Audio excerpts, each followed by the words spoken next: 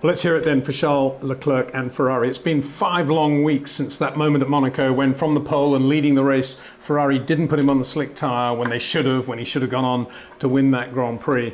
Charles has been pretty good through that period. The pressure, though, has been mounting. I've talked a lot about the pressure inside the team, and then there's Carlos Sainz winning the British Grand Prix when they didn't bring Charles in for tyres right at the end, and then yesterday Max Verstappen winning for Red Bull in the sprint race, everybody on medium tyres. But today this was Charles Leclerc's day. Not only did he have a very good car almost throughout the distance, the trouble when it came, as inevitably it always seems to with Charles these days, came in the form of a sticking throttle. The throttle wouldn't release back to zero when he came off it. This is after a virtual safety car period. They all come in for fresh medium tyres, and Max Verstappen is about 4.5 seconds behind. And Charles is finding when he comes out of the throttle, it isn't releasing completely. He got on the radio and said, "This is happening." And they said, "Should be okay now, Charles, should be okay." And then he got back on the radio to say, "Nah, it isn't okay."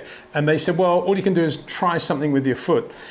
Very difficult to imagine what he then went through. He couldn't do anything with his left foot. He had to use his right foot, and he had to try and hook it under the blade of the throttle just to make sure that it was coming back, particularly going into turn 3 and to some extent going into turn 4 when there are a lot of downshifts. When you've got this fully automated system of downshifting, the revs matching, it's absolutely critical, of course, that the throttle does release correctly. So I don't know whether this is Jim Clark 1965 with the low oil pressure turning the engine off in the last few laps of the race to save the conrods, but this to me looked like a superb piece of driving by Charles Leclerc. Not only was he aggressive when he needed to be in the race against Max, aggressive but fair, same with Max, very, very quick throughout the race, really good on all different types of tyre. But when it came to managing something completely out of the blue, he proved that he's a racing driver right up with the very, very best. A superb performance by Charles Leclerc today in Austria, in front of a crowd baying for yet another Max Verstappen Red Bull win.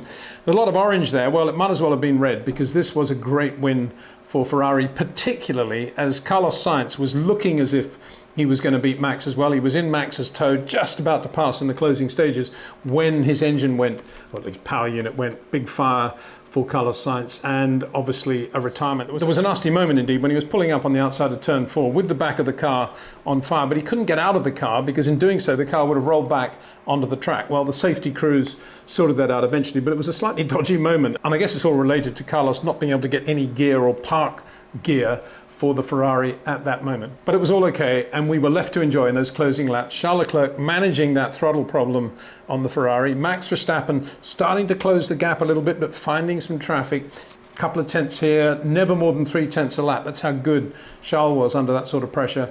And Max coming home to finish second on a day when they will be surprised at Red Bull at how quickly the medium tyre degraded in the early phase of the race when they were on full tanks. At the end of the race, they said to Max, very good drive, Max, good to finish second. We'll have to get on top of that mid-race deg that we had with the medium tyre. But it wasn't mid-race, it was very early in the race. It was lap 12 when Max started to get a lot of oversteer on traction episodes, particularly out of turn 3. And Charles was just all over him in the Ferrari. Now, what could that be? Could this be to do with the new tighter regulations on the floors that the FIA are opposing, and indeed in the Sunday race conditions, maybe they're now favouring Ferrari more than Red Bull. Red Bull have perhaps lost some of their advantage. Well, that wasn't evident yesterday, so maybe it was something one-off today, in which case perhaps it was debris. Max didn't talk about going over debris, and there was no outward sign of any damage on the car. But one thing was clear, that Red Bull was not the racing car it was yesterday. So something happened, something changed. Maybe it is just something to do with the very, very small sweet spots that all the cars are now having to find. Yesterday, Red Bull had it. Today, Ferrari had it. And Carlos Sainz was really quick as well. In the end, Max had to run a 3-stop strategy. That's how much the Red Bull was eating through its tyres. That's how severe the dig was on the Red Bull. Whereas Ferrari were able to run very comfortably with 2-stop strategies. It all changed when the virtual safety car came out at the end, but anything was needed to sum up the difference today between the Red Bull and the Ferrari. It was a pit stop, effectively. So, as I say, let's hear it for Charles and the Ferrari team. Very nervous moments in the closing minutes, particularly with Carlos out of the race, Charles having the throttle problem, Max starting to close, but it all came right for them, and that was wonderful to see. In terms of the championship, in terms of what Charles Leclerc is kind of owed over the last 5 weeks of Grand Prix racing, and indeed what we can expect from Ferrari as the season now opens up from the French Grand Prix onwards, they look like they've got a really quick car. They're continuing to develop it with very small upgrades. The basic package at Ferrari has been brilliant right from the start. The problem, of course, has been reliability, and again we saw that manifest itself with Carlos Sainz. Let's hope that Ferrari get on top of that in terms of using engines throughout the year, in terms of the regulations, in terms of penalties that may have to be taken. Everything seems to be weighted towards Red Bull and what is effectively still the Honda power unit. But it's not over. It's not over by any means. And that's what they'll be saying, of course, at Mercedes, where Lewis Hamilton had yet another podium finish, finished third.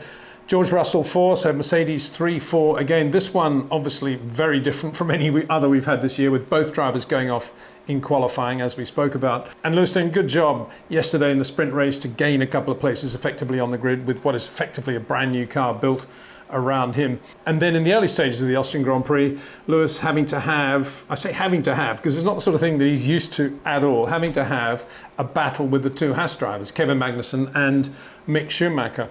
Indeed, Mick Schumacher passed Lewis quite early in the race when Lewis had one of his big oversteer moments coming out of turn one, ran wide. Mick got a really good run on him and got him at the end of the back straight through DRS. Really good bit of driving by Mick. And he was there all day and would eventually finish P6 in the Haas. That's Mick Schumacher, superb job. Lewis, however, repassed Mick. An absolutely brilliant pass. The fact that it was Mick probably meant that it'll get written off as, oh, well, he just gained a place there. But this was as good as anything you're going to see this side of, I don't know, 2018 Max Verstappen and Kimi Räikkönen. It was absolutely superb. But it was Mick Schumacher, it was Lewis Hamilton in a relatively slow Mercedes. So I suppose it won't get talked about that much. Anyway, Lewis drove really well throughout the race and would eventually finish there with George Russell behind him. George penalised 5 seconds for one of these ridiculous things. I keep saying they're ridiculous, but now it's pretty clear. If you are on the outside of any given corner, particularly if it's medium speed, chances are the guy on the inside is going to get a penalty if he uses anything approaching the racing line, and the guy on the outside therefore goes off or runs wide. It's always the penalty now for the guy on the inside, which I think is completely wrong. I don't know where that's come from, but it happened twice today. It happened once with George Russell and Sergio Perez on the first lap. George just using all the road, Perez going off on the outside, and George getting the penalty. And it happened also on the corner afterwards between Pierre Gasly and Sebastian Vettel. So Vettel was on the outside, just in front of Pierre Gasly, but Pierre Gasly's on the inside, so what did it matter? And again, but because Pierre used what I think he's entitled to do, some of the racing line, Vettel had to run wide and spun, the penalty went to Gasly. I think this is motor racing gone mad, because I think if you're on the inside, you basically dictate the corner, and those have always been the rules of motorsport, but they're not abiding by them now. They're all different, and that comes under another heading, which I think we should talk about perhaps at length on the next Twitch live stream, which I'll probably be doing on Tuesday. I'll be putting notifications out about that. It's a very complicated subject, particularly if we talk about the new regime of the FIA race directors. But we'll be talking about that this week. Watch for postings as to when we're going to be doing that. But to get back to the race, that effectively left Lewis Hamilton racing the two Haas drivers and Esteban Ocon in the Alpine. He managed to beat those, as he would, and finished third. And as I said, after those accidents in qualifying, it's a very different situation, of course, in the race when you're running fuel and you're using different bits of track. You're not on the absolute limit in the way you are in qualifying. And so Lewis did that. The only real issues were track limits again, when Lewis and many other drivers were being done. It's good to see, I think, the stewards being as disciplined as they are. Although I had to laugh that one of them is Enrique Bernoldi, who, when it comes to track limits when he was racing, I'm not sure they existed in his mind at all. But anyway, that's another matter altogether. He seems to be doing a very good job now, alongside Timmy Mayer and a few of the others there. But Lewis complaining on the radio that, yeah, he was running a little bit wide out of 10, but so was everybody else. But the rejoinder came back, of course, well, everybody else is getting warnings and penalties, Lewis. So, you know, we need to calm down a bit there. So, yeah, a very good P3 for Lewis and a very good P4 for George Russell. Obviously annoyed and angry by getting that 5-second penalty and driving his way through the field, going to hard tyres very early on to finish P4 behind Lewis to make it, as I say, that Mercedes P3, P4. So overall, a very good day for Lewis Hamilton. Mercedes also taking a bit of a gamble, putting him on the medium tyre towards the end in the hope that he might be able to get a bit nearer to Max, and that was a good call. Shows that they're trying to be aggressive, trying to push the limits of where they're going. And under that heading, I've got to say, I was a little bit surprised that Red Bull didn't try the soft on Max Verstappen right at the end. What was there to lose? Even if the soft had gone off quite early, he was still going to be P2 as it turned out. So again, I don't think anything could have been lost there. And I suppose at this point, finishing the video on this note, we get this image sometimes of Red Bull being invincible in terms of being a great race team that always get the calls right.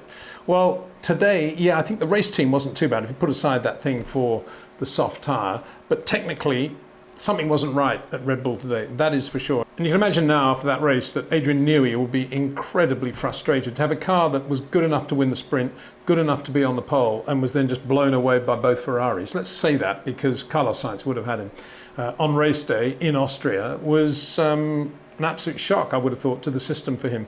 Esteban Ocon eventually finished 5th in the Alpine. Very good drive by Esteban. Good drive too by Fernando Alonso, who started at the back of the grid after a massive power unit change. They just changed everything on the Alpine yesterday. You recall he didn't even make the start of the sprint race. So both Alpines, both in the points. Particularly troublesome weekend for Fernando, but good to see that. And Lando Norris, 7th for McLaren. Very difficult weekend for Lando going into the race, particularly with his brake-by-wire issues. Everything changed overnight on his car as well. So good result for him. Kevin Magnussen in the other Haas was 8th, ahead of Daniel Ricciardo and Fernando Alonso, as I say. I'll be doing some live streams on Twitch in that period between now and Ricard. We'll be doing more video as well. But at the moment, probably off the top of my head, looks like Tuesday we'll be looking for the next live stream. So get your questions going. Lots to talk about post-Austria. We might even have a few more answers as to what happened with Red Bull today. But that, of course, is on the supposition that Red Bull themselves know what happened to Max's car today. Thanks for watching. See you soon.